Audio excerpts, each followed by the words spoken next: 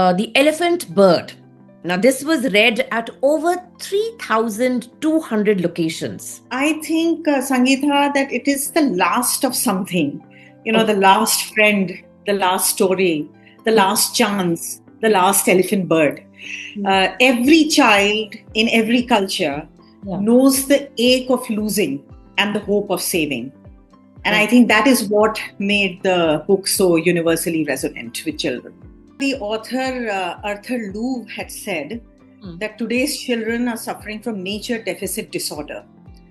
Alienated from, daily interaction with nature, they are growing with a complete lack of understanding of the natural world, which hampers an all-inclusive growth.